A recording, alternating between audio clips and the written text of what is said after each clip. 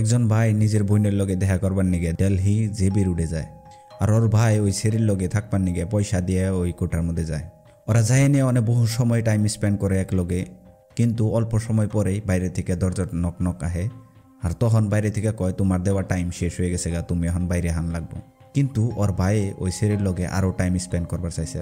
তখন বাইরে থেকে কয় যে তুমি যদি ওই সেরির লগে আরও টাইম স্পেন্ড করবার চাও তাহলে তুমি ডাবল পেমেন্ট করা লাগবো। আর ওর ভাই ওই সেরির লগে বেশি টাইম থাকবার নিগে ডাবল পেমেন্ট করবার নিগে ও রেডি হয়ে যায়।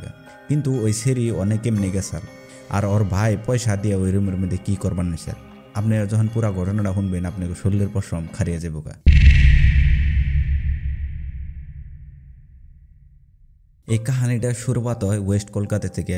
একটা এমএনসি কোম্পানিতে দুজন খুব ভালো বন্ধু জব করতো। তো একদিন জোসনা কানতে কানতে আহে ওর ফ্রেন্ডের বুগলে, আর ওর ফ্রেন্ডের নাম আমরা এই স্টোরিতে রানী বলে কমু, কারণ অরিজিনাল নাম আমরা নিয়ে হারম না। তো জোসনা খুবই কানতে কানতে আহে, তখন রানীর বুগলে রানী হইস করে যে কী হয়েছে। তখন জোসনা কয় যে আমি 1 লাখ টাকার একটা স্যালারিওয়ালা জব পাইছি, কিন্তু আমাকে বাড়িতে থেকে যাইবার দেবেন নিকে রেডি নে। আর জোসনা আর রানী দুজন এত ভালো বন্ধু আসলে, ওরা অফিসে খাওয়া দাওয়া যত কাম কাজ সব এক লগেই করতো। আর অফিসের বাইরেও যদি কোনো হানে আউটিংয়ে শপিংয়ে কোনো হানে ঘুরবার যান লাগতো তো ওরা দুজনে এক লগেই গেত।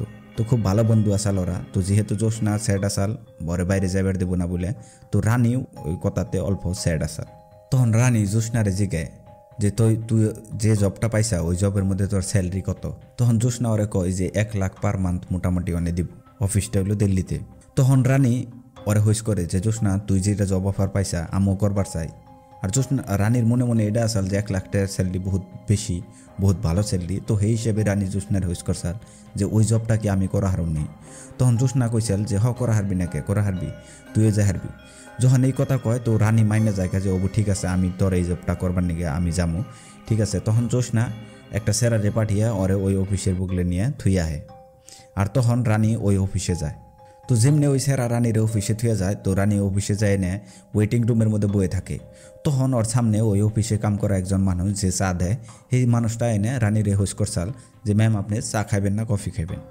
তখন রানী ওই চা দেওয়া মানুষজনকে কইসাল যে আপনি যেটা ভালো বানান ওটাই আমার নিকে বানিয়ে নিয়ে আহেন গা। তখন চা দেওয়া মানুষজনে কইসাল যে ম্যাম আপনি যা খাইবেন আমি ওটাই ভালো করে বানিয়ে এনে দিম। তখন রানী ওই মানুষজনরে কয় যে তুমি আমার নিকে একটা ভালো করে চা বানিয়ে নিয়ে হবা। তখন ওই মানুষজনে যাইয়া ভালো করে চা বানিয়ে এনে রানীরে দেয়, আর রানী ওই চাটা খায়। আর রানী ইয়ার জন্য চাটা অর্ডার করে, জানি এটাই ভাবসাল যে ইন্টারভিউর আগে যদি আমি অল্প কফি সফি খাই চাটা খাই তাহলে হয়তো আমার স্ট্রেসটা অল্প কমবো, হয়তো অল্প কনফিডেন্সটা বুস্ট হবো। সেই জন্য ও চাটা অর্ডার করে। আর ওই চা দেওয়া মানুষজনে আইনা চা দেয়। চা খাওয়ার পরে রানীর অল্প পরেই এরম ঘুম ঘুম মনোভাব হয় ওর। তো যখন ওর ঘুম ঘুম মনোভাব হয় আর হঠাৎ করে ও বেহুশ হয়ে যায়। অতি ভাবসাল যে অল্প পরে যায় না আমি চাটা খাইয়া ইন্টারভিউ দিব, কিন্তু ওর লগে যেটা হয় খুবই ভয়ঙ্কর হয়। এই দিনটা আসাল 11 জুনের দিন, যখন রানী একটা বেডের মধ্যে ওর চোখ খুলে।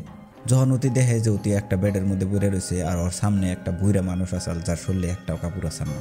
যখন গুইরা রানী নিজেরে দেখে তখন অতি দেখে যে নিজের শরীরেও একটাও কাপড় আসাল না।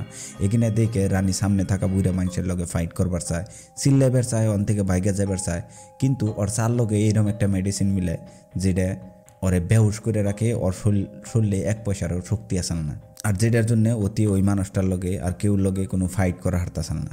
বহুত বেশি স্যাড আসাল, বহুত বেশি ডরিয়া গেছাল গা, বহুত বেশি টেনশনে আসাল যে ওইসে তো কইছে কি অল্প আগে আমি ইন্টারভিউ দিবেন নাকি বইয়ে আসছিলাম, আর এখন আমি ন্যায় পড়ছি।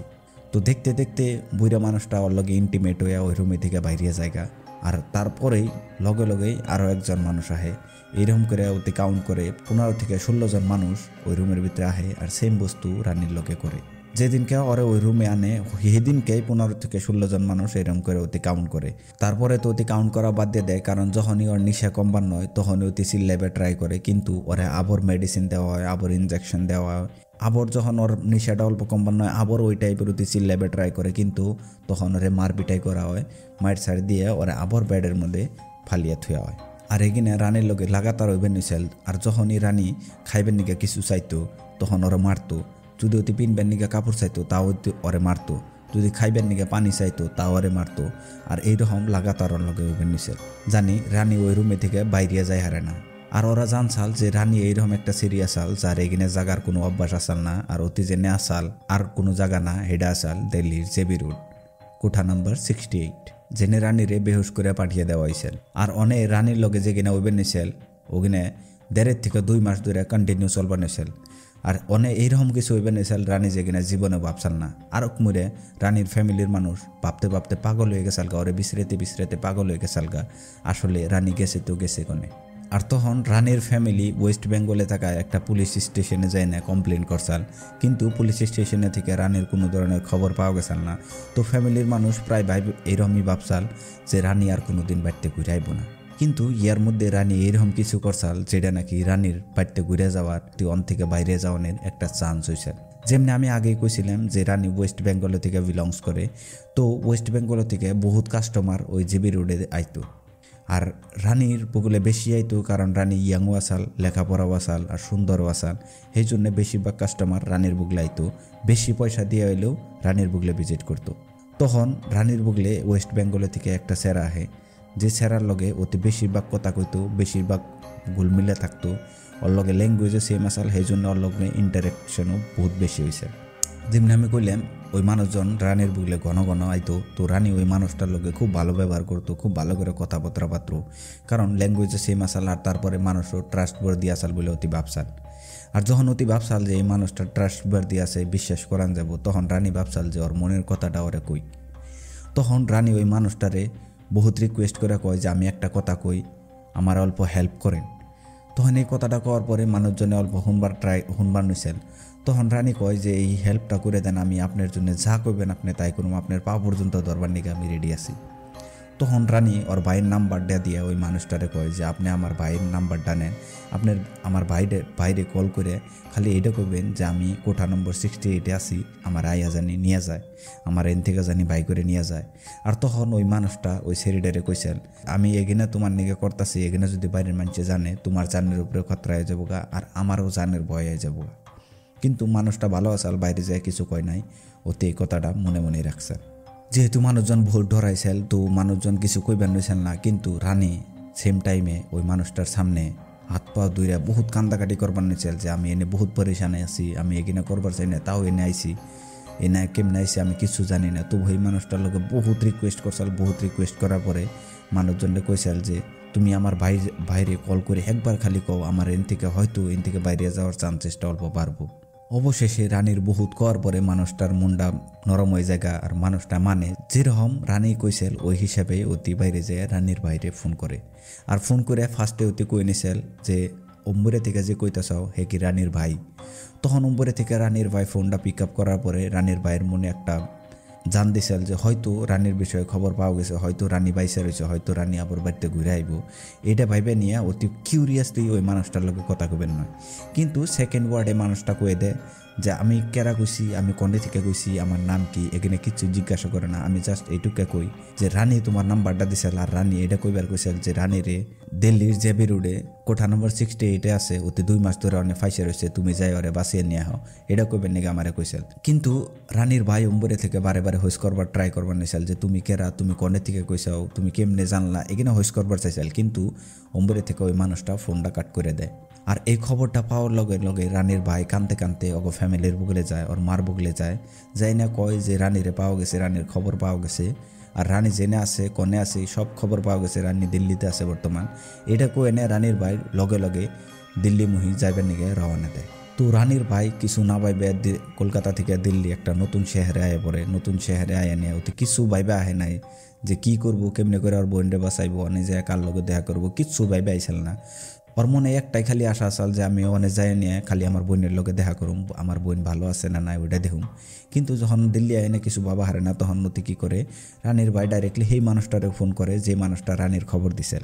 তখন সেই মানুষটা কল কাট না করে নিয়ে ওর রানীর ভাইয়ের ফোনটা রিসিভ করে সেই রানীর ভাই বহুত রিকোয়েস্ট করার পরে সেই মানুষটা ওরে সেই মানুষটার বাড়ির অ্যাড্রেস দেয়। সেই মানুষটা থাকতো করলবাগ। তো তখন যখন অ্যাড্রেস দেয় তখন রানীর ভাই সেই জায়গার মধ্যে যায় পৌঁছায়। তো জায়গার মধ্যে যাওয়ার পরে সেই মানুষটা ওরা ইনভাইট করে বাড়িতে নিয়ে সব কিছু ওরা খুইলা কয় রানীর বিষয়ে। যখন রানীর ভাই ওই মানুষটার কাছে রানীর বিষয়ে সব কিছু শুনে, তখন রানীর ভাই ওরা হুইস করে যে আপনি কেমনে জানলেন রানীরে। তখন এই মানুষটা বহুত শর্মিন্দিগি ফিল করে, বহুত সরম ফিল করে যে কেমনে কি করব।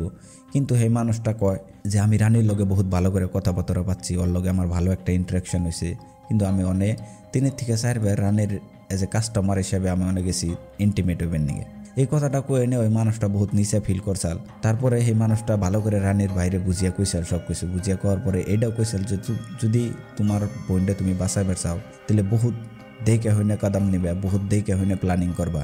কারণ একটা ভুল সাজেশনে, একটা ভুল ডিসিশনে কিন্তু তোমার বোনের লগে আমারও জান যায় হারে। ওই মানুষটা এখানে সব কিছু করার পরে রানীর ভাই খুবই ডরিয়া জায়গা। রানীর ভাই যখন ডরিয়া জায়গা তারপরে আবার ওই মানুষটা আরও কত ডিসাইশনস দেয় যে তুমি এইরকম না যে তোমার বোনডে ওই জায়গায় যায় না কইবে উঠাইবে আর নিয়ে আয় পারবা, ওইরকম পসিবল না। কারণ অনেকের জায়গার যেখানে মানুষ খুবই পাওয়ারফুল, খুবই ডেঞ্জারাস, অনেকের মানুষও ওই মানুষগুলোর খুব চলে। তো তুমি একটা ফুল প্রুফিং, একটা ফুল ভালো প্ল্যানিং করে নিয়ে তারপরে তোমার বোনটা ওন থেকে বাই করে আনা লাগবো, নাহলে ওন থেকে আনা পসিবল না। যেহেতু রানীর ভাই কলকাতা থেকে দিল্লি আইসাল ওর বোনের লোকে দেখা করবার নাকি, তো ওর ভাই সেকেন্ড থট না দিয়ে ডাইরেক্টলি গেছাল জিবি রোড কোটা নাম্বার 68। তো অনেক যে রানীর ভাই দেখছাল যে অনেকটা ম্যানেজার বলেছে, আর ম্যানেজারটা লেডিস আসাল। ওই ম্যানেজারটার কাম আসাল কি সেরিপুলাহান সবেরে দেখানি, দেখিয়ে সবেরে চয়েস করানি, আর তারপরে টাকা পয়সা নিয়ে তারপরে ওই সেরির লগে কাস্টমারকে ডাইরেক্টলি রুমে পাঠানি। তো ওইভাবেই রানীর ভাইও কইসাল যে আমার একটা সেরি লাগে। তখন ম্যানেজারটা রানীর ভাইয়ের সামনে যত ডিওগো সেরি আসাল ব্যক্তিরা আইনা ইন্ট্রোডিউস করাবেন নিছেন, কিন্তু রানীর ভাই একটা একটা করে রিজেক্ট করে দিবেন নিছেন, কারণ অনেক একটাও রানী আসাল না। তখন ম্যানেজারে কইসাল যে তোমার কিরকম লাগে। তখন রানীর ভাই কইসাল যে আমি একটা ফ্রেশ সেরি চাই। এটা শোনার পরে ম্যানেজারে কইসাল যে আমার গোয়েন একটা সেরি আছে, সেই সেরিটা যেটা 2 মাস আগে আইছে, কইসাল যে ওই সেরিটা একটা কাস্টমারের লোকে বিজি আছে, তো টাইম লাগবো। তখন পাশে থেকে একজন মানুষে কইসাল আসলে ওই সেরিটার বহুত ডিমান্ড আছে মার্কেটে, টাকাও বেশি নেয় আর ডিমান্ডও খুব বেশি, আর দেখতেও খুব ভালো। তখন রানীর ভাই এগিনা হইনা নিয়ে বুঝে গেছাল গা যে 2 মাস আগে আইছে যেহেতু, তো ওটা রানীর কথায় বেসাল পারতাছে। আর এইটা হইনা রানীর ভাই ম্যানেজারের কইসাল যে আমি পয়সা বেশি দিবেন নিকেও রেডি আছি, আর আমি ওয়েট করবার নিকেও রেডি আছি। তো এটা শোনার পরে ম্যানেজারও কনভিন্স হয়ে যায় ওর কথায়, আর ম্যানেজারে ওরা কয় যে তেলে অল্প টাইম ওয়েট করো, বাইরে বের দাও কাস্টমার। রানীর ভাই অনেক ওয়েট করতে করতে অল্প সময় পরেই রানী যে রুমে আসাল ওই রুমের গেটটা খুলে, আর ওই রুম থেকে একটা মানুষ বাইরে আহে, আর তার পাশে পাশে রানীও বাইরে আহে। রানী যখন বাইরে আয় ওর বাইরের সামনে দেখে, তখন রানী খুবই লজ্জিত থাকে, খুবই শেমফুল ফিল করে যে এইরকম অবস্থায় ওর ভাইয়ের লগে ওর দেখা হইতেছে, এইরকম একটা জায়গায় নিজের ভাই ওর বোনের হাতে দেখা করবার আসে। এখানে ভাইবে রানীর খুব খারাপ লাগে, আর রানী ওর ভাইয়ের সামনে দেখে নিয়ে কথা কইবার চায়, কিন্তু রানী এ টাইমটাও জানছাল যে ওর ভাই ওরে বাসাইবের নিগে আইসে। এখন যদি কথা কইবার ট্রাই করে তাহলে ওরা যাইনে যাবো গা, আর অগ দুইজনের নিগেই খুবই খারাপ হবো। সেই জন্য রানী বুঝা নিয়ে চুপচাপ আসালনে। রানী কিছু করার আগে রানীর ভাই ওই ম্যানেজারের পয়সা দিয়ে রানীর রুমে গেছাল গা রানীর ভাই। তো রুমে যাওয়ার পরে দরজা লাগিয়ে নিয়ে ওরা দুইজনে বহুত কান্দাকাটি স্টার্ট করে দিয়েছিল এক দুজনের হাত ধরে, আর আওয়াজ যাতে বাইরে যায় না এক দুজনের নিজের মুখের মধ্যে হাত ধুয়ে ওরা কান্দাকাটি করবার নিয়েছিল। আর ভাবেন কত ইমোশনাল একটা কাহিনী, কত ইমোশনাল একটা সিচুয়েশন অগজন্য আসাল যে কান্দাকাটি করবার নিয়েছিল যাতে আওয়াজ বাইরে যায় না, ওরা এক দুজনের মুখ ধরে কান্দাকাটি করবার নিয়েছিল। আর তারপরে বাকি সবকিছু নর্মাল হয়ে গেছে। নর্মাল হয়ে যাওয়ার পরে রানী ওর বাইরে সবকিছু কয়, কথা পাতপার নয়, কথা পাততে পারতে ওরা টাইমের খবরই রাখে না। তো কথা পাততে পারতে যেহেতু সময়ের খবর রাখে না, তখন বাইরে থেকে ঠকঠকানি স্টার্ট করে দেয় যে তোমার দেওয়া টাইম শেষ হয়ে গেছে গা, তুমি যদি আরো এনে থাকবার চাও তাহলে ওদের নিকে তুমি ডাবল পয়সা দেন রাখবো। আর রানীর ভাই লগে লগে কইসাল যে আমি এই সেরির লগে থাকবার নিকে ডাবল পয়সা পে করে দিম, কিন্তু আমি আরো টাইম স্পেন্ড করুন। এই কথাটা কইয়া রানীর ভাই অনেক থাকে জায়গা। তখন রানী ওর বাইরে সবকিছু খুইলা কয় যে কেমনে একটা চা খাওয়ার পরে ওতে ইন্টারভিউ দিবেন নিকে বইয়া আসাল অন থেকে ডাইরেক্টলি এই জায়গায় আয়া পড়ছাল। আর তখন এটাও কইসাল যে আমার এনে আওয়ার পরে আমার লগে বহুত মর্দ মানছে আমার লগে ইন্টিমেট হয়েছে আমার বিনা পারমিশনে, কিন্তু তখন আমি অগলগে ফাইট করবার চাইছি, সিল লেবার চাইছি, এন থেকে বাইকে যাইবার চাইছি, কিন্তু আমি কিছুই করা হারি নাই, কারণ আমার এইরকম মেডিসিন দিছিল যে আমার শরীরে 1 পয়সারও শক্তি আসাল না। এগিনা শোনার পরে রানীর ভাই বহুত মনে মনে খারাপ পাইছে, বহুত মনে মনে স্যাড হয়ে গেছাল গা।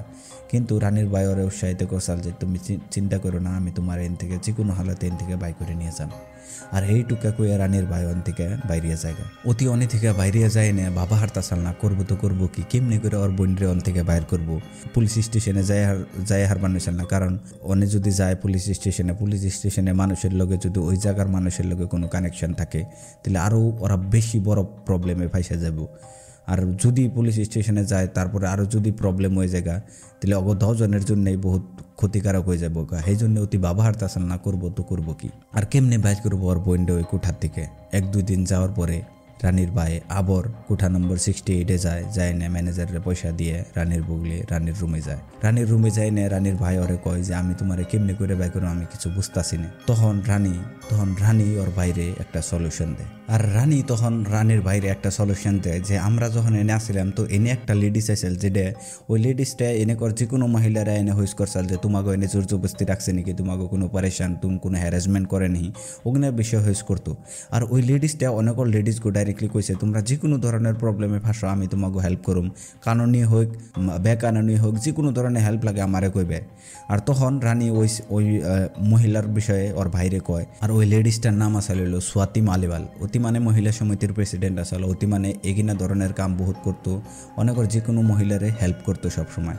তখন রানী ওর বাইরে কয় যে তুমি ওই স্বাতি মালিওয়ালের লগে দেখা করো, সব কিছু এক্সপ্লেন করো, তো ওই লেডিস নিশ্চয় তোমার হেল্প করবো। এইটা হইনে রানীর ভাইয়ের মনে একটা বহুত একটা উৎসাহিত জায়গায় গেছিল গা। তখন অতি অন্তিকে যায় ওই লেডিসের বুগলে। তো রানীর ভাই যেমনি রানী কয় সেম ওই বইতে অতি ডাইরেক্ট থেকে বাইরিয়ে দিল্লি কমিশন অফ ওমেন যেটা অফিস, ওই অফিসের মধ্যে যায় স্বাতি মালিওয়ালের লগে দেখা করবার নিকে। তো অনে যায় না অতি একটা মেম্বারের লগে দেখা করে যার নাম আসাল কিরণ নেগি। তখন কিরণ নেগির লগে বইয়া অতি কয় যে আমি রানীর ভাই সবকিছু ভালো করে খুইলা কয় কেমনে করে ওয়েস্ট কলকাতা থেকে অতি একটা অফিসে এমএনসিতে জব করতো, ওই জবের থেকে একটা নতুন জব বিছড়িয়ে বেড়ায় এনে কেমনে দিল্লি একটা অফিসে বয়ে থাকে, অনেক কেমনে সার মধ্যে নিশাযুক্ত ওষুধ খাওয়াইয়া মেডিসিন খাওয়াইয়া ওরে কেমনে করে বেহুশ করে একটা কোঠার মধ্যে আইনে থুয়ে দেয়, সব কিছু ভালো করে এক্সপ্লেন করে। আর তখন অতি এইটাও কয় যে আমি আমার সিস্টারের রুমে থেকে হবে আমি যা সব কিছু ডিসকাশনস করে আইলাম ওর কাছে, সব হইনে আইলাম, ওরে অনেক হ্যারাসও করে, ওরা বহুত জোর জবস্তি করে এগিনে সব করায়, ওর মন মর্জি থাকে না তাও করে। তো এগিনা হইনা নিয়ে কিরণ নেগি ডাইরেক্টলি ফোন করে স্বাতি মালিওয়াল রে। কিরণ নেগি তখন স্বাতি মালিওয়াল রে কয় যে এনে একজন মানুষ আইছে যেতে হইলো রানীর ভাই, আর রানী আছে জেবি রোডে একটা কোঠার মধ্যে, আর ওই কোঠাতে ওরে জোর জবস্তি এরকম কিছু করায়। আর এইরকম না যে অতি কাহানি কইতেছে, কারণ অতি ডাইরেক্টলি ওই কোঠার থেকে থাইকে সবকিছু ফিজিক্যালি দেখে ডেকে আইছে, তো এটার মধ্যে আপনি কিছু করা হারবেন নি। তখন এই কথাটা হইনে স্বাতি মালিওয়ালও বহুত সিরিয়াসলি নেয়, বুঝে কথাটা যে ওই গম্ভীরতা বুঝে যে ওই সিচুয়েশনে কেমনে মানুষ থাকা আরে কেমনে করে টাইম অনেক কাটতেছে এগিনা ভাইবে অতি লগে লগে এটার উপরে অ্যাকশন নিবে ট্রাই করে। যখন স্বাতি মালিওয়াল এগিনা সবকিছু বুঝার পরে আমি যেমনি কইলাম উনিও কারেক্ট অ্যাকশনস নিবেন নিকে পুরা রেডি থাকে, তখন উনি ডাইরেক্টলি উনার যেটা বস থাকে ওই বস রে ফোন মিলে, যার নাম আসাল মনদীপ সিং রন্ধাওয়ান। তো মনদীপ সিং রন্ধাওয়ান যখন এখানে সবকিছু শুনে যে রানীর ভাই অনেক বই রয়েছে অফিসের মধ্যে মেম্বারের লোকে সবকিছু পেশাল পারছে, আর ওর ভাই নিজে ওই কোঠার মধ্যে যায় সবকিছু হুইনার যাই না আইসে, তখন স্বাতি মালিওয়াল কয় মনদীপ সিং রন্ধাওয়ান রে ওই লেডিসটারে অন থেকে সেফলি ওই কোঠার থেকে বাইক করে আনার লাগবো। তখনও মনদীপ সিং রন্ধাওয়ান জি সবকিছু ভালো করে বুঝে, ওই সিচুয়েশনটা ভালো করে বুঝে, ওই সিরিয়াসনেসটা বুঝে যে ওই সেরিডে কিরকম কষ্ট অনে আছে।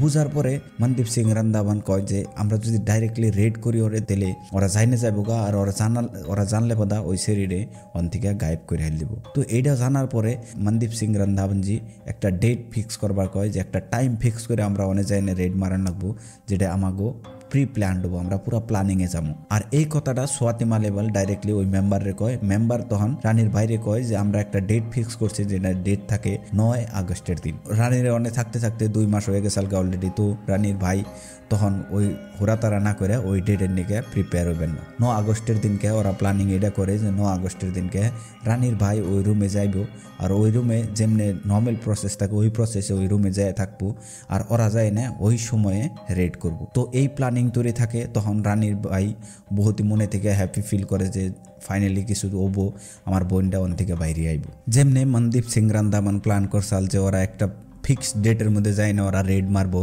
ওই কোঠার মধ্যে, যেমনি প্ল্যানিং করছাল রানীর ভাই হুড়াতারা না করে ওই প্ল্যানিং এর মধ্যে আসাল। তো এক্স্যাক্টলি 9 আগস্টের দিন রানী যেমনি আগে গেছাল, রানীর ভাই যেমনি আগে গেছাল রানীর কোঠার মধ্যে, ওই রকমই রানীর ভাই অনে যায় না, টাকা পয়সা দিয়ে নে রানীর রুমের ভিতরে যায় না, বয়ে থাকে আর ওয়েট করে থাকে। আর তখন রানীরে ওর ভাই সব কিছু বুঝিয়া কয় যে আজকে কেমনে করে রেড পড়বো, কেমনে কিসে কি হবো, আর রানীর যত বন্দিশে আসাল, যত বন্ধন আসাল, যত কষ্ট আসাল সব কিছু আজকে শেষ হয়ে যাবো গা।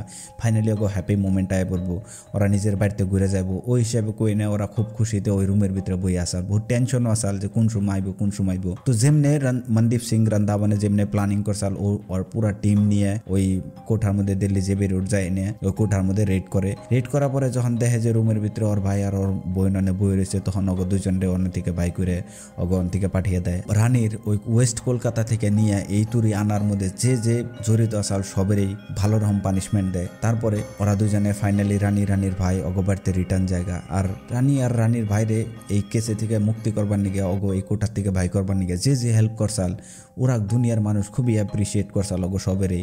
আর এনে রানীর ভাইরে যারা হেল্প করছাল, যদি আমরা স্বাতি বেনিবালের কথা কই, কিরণ নেগি, ব্যক্তিরে সবই দুনিয়ার সব মানুষ যখন জানছাল তখন বহুত প্রেস করছাল, বহুত ভালো পাওয়া দিছাল। কারণ এই সিচুয়েশনে বহুত মানুষ হেল্প করে না, কিন্তু ওরা বহুতই বেশি হেল্প করছাল। ওর সিস্টাররে উইদাউট এনি হার্ট ওই কোঠার থেকে বাই করে নিয়ে এসেল। আর এইরকম জায়গার থেকে বাই করে নিয়ে এসেল যেন থেকে মানুষ ইম্পসিবলের মতো হয়ে জায়গা। আর রানীর বাইরে বহুত প্রেস করছাল, বহুত মানুষ অ্যাপ্রিসিয়েট করছাল। কারণ এরকম সিচুয়েশনের থেকে কেমনে করে ক্রিটিক্যাল ওর কাছে কোনো রাস্তায় আসাল না, এত ইম্পসিবল আসাল ওর নেগে, কিন্তু মাথা লাগিয়ে অতি ভালো করে কীভাবে ওর বোনডে ওই জায়গার থেকে বাই করে নিয়ে এসেল, খুবই অ্যাপ্রিসিয়েবল। আর এই স্টোরির থেকে তাহিনটা শিখান যায় যে কেন সময় আমাগুলোকে এরকম ইম্পসিবল সিচুয়েশন হয়ে জায়গা, কিন্তু আমরা ভালো করে মাথা লাগে যদি আমরা ভাবি ইম্পসিবল কিছুই নেই, সব পসিবল হয়ে জায়গা। আর যদি আপনার আমার এরকম ভিডিও যদি ভালো পান, তাহলে যদি আপনারা ইউটিউবে দেখবেন তাহলে আমার চ্যানেলটা সাবস্ক্রাইব করে দিবেন, লাইক করবেন। আর যদি ফেসবুকে দেখতে আসেন তাহলে ফলো করবেন। আর যদি আপনারা ভালো পাওয়া আমারে দিয়ে থাকেন তাহলে আমি নেক্সট ভিডিও আপনার গণিকে আই নাই থাকুম, আরও ভালো ভিডিও আপনার গণিকে আনুম। আর আজকের জন্য এইটুকাই, দেখা হবো নেক্সট ভিডিওতে। বাই।